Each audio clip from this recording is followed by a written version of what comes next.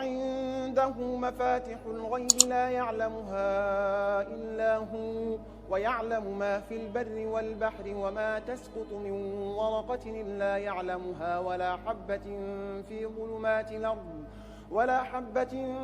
ظلمات الأرض ولا رطب ولا يابس إلا في كتاب مبين. وهو الذي يتوفاكم بالليل ويعلم ما جرحتم بالنهار ثم يبعثكم فيه ليقضى أجل مسمى ثم إليه مرجعكم ثم ينبئكم بما كنتم تعملون. وهو القاهر فوق عباده ويرسل عليكم حفظة حتى إذا جاء أحدكم الموت توفته رسلنا وهم لا يفرطون ثم ردوا إلى الله مولاهم الحق ألا له الحكم وهو أسرع الحاسبين. قل من ينجيكم من ظلمات البر والبحر تدعونه تضرعا وخفية لئن أنجيتنا من هذه لنكونن من الشاكرين. قل الله ينجيكم منها ومن كل كرب ثم أنتم تشركون.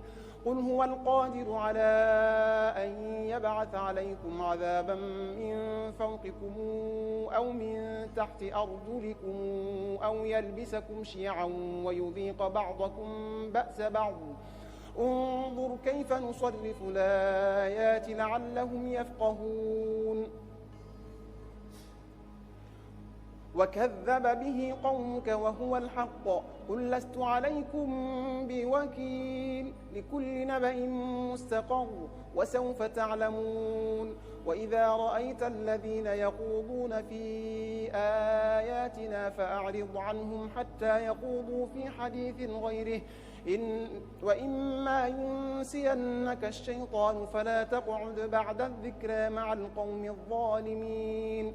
وما على الذين يتقون من حسابهم من شيء ولكن ذكرى لعلهم يتقون. وذر الذين اتخذوا دينهم لعبا ولهوا وغرتهم الحياة الدنيا وذكر به أن تبسل نفس بما كسبت ليس لها من دون الله ولي ولا شفيع وإن تعدل كل عدل لا يؤخذ منها. أولئك الذين أبسلوا بما كسبوا لهم شراب من حميم وعذاب أليم بما كانوا يكفرون.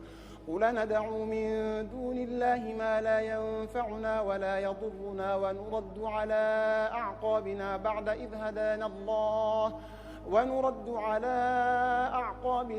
إذ هدانا الله كالذي استهوته الشياطين في الأرض حيران له